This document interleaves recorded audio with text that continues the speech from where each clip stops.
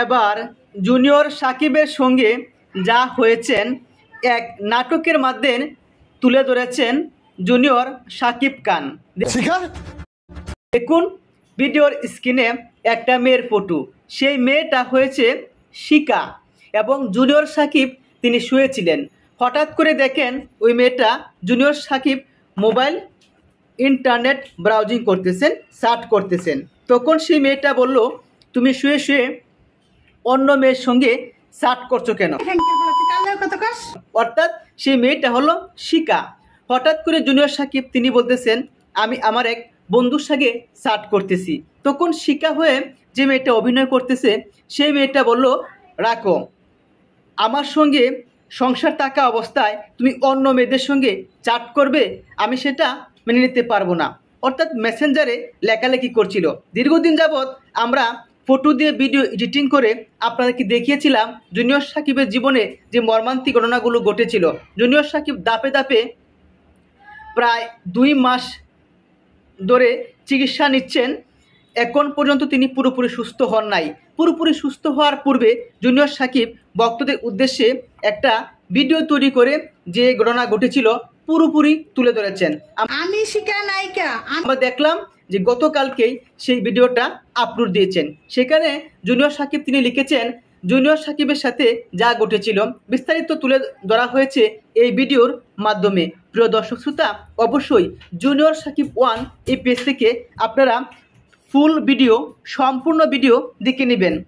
আপনারা জানেন গত 9 জুলাই ঘুমন্ত অবস্থায় জুনিয়র সাকিবের বিশেষ অঙ্গ কাটেন তার প্রিয়তম স্ত্রী শিকা। একমাত্র কারণ জুনিয়র সাকিব নাকি শিকাকে ছেড়ে অন্য একটা মেয়ে ইকরা খান তাকে বিয়ে করতে চেয়েছিল, যার ফলে শিকা খান তিনি চাননি জুনিয়র সাকিব তাকে ছেড়ে সেই মেয়ের সঙ্গে সংসার করুক। কেউ দুয়া তুলসী পাতা না, কারণ জুনিয়র সাকিবের জন্যই শিকা তার দ্বিতীয় স্বামীকে ডিভোর্স দিয়েছিল। শিকা খান তিনি ভাবতেছে, তোমাকে কন্টেন্ট তৈরি করার থেকে পছন্দ হলো, ভালোবাসলাম, ভালোবাসা থেকে বিয়ে হলো, তোমার জন্য আমি আমার দ্বিতীয় স্বামীর সংসার ভাঙলাম, আর সেই তুমি নাকি আমাকে ছেড়ে অন্য মেয়ের সঙ্গে সংসার করবে, যা মেনে নিতে পারেনি তার প্রিয়তম স্ত্রী শিকা। যার ফলে গত 2 মাস পূর্বে গত 9 জুলাই জুনিয়র সাকিবের বিশেষ অঙ্গ কাটেন তার স্ত্রী শিকা। বর্তমানে শিকা তিনি কারাগারে আটক আছেন। জুনিয়র সাকিব কিছুটা সুস্থ হয়েছেন।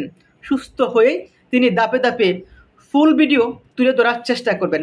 আমরা জানি আমাদের এই সমাজে এখনও পুরুষ নির্যাতনের কোনো আইন হয় নাই।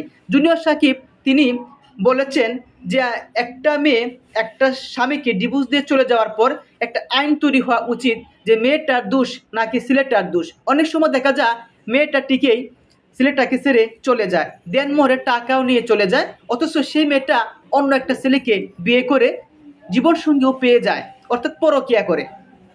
কিন্তু ছেলেটার জীবন থেকে সুন্দর স্বপ্নগুলো হারিয়েও যায়।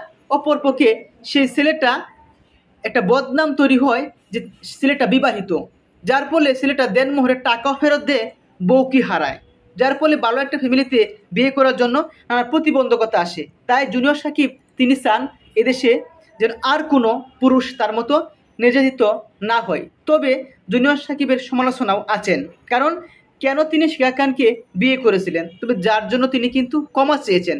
আপনি ইচ্ছা করলে জুনিয়র সাকিবকে ক্ষমা করে দিতে পারেন। এই ছিল জুনিয়র সাকিবের সঙ্গে যা ঘটেছিল।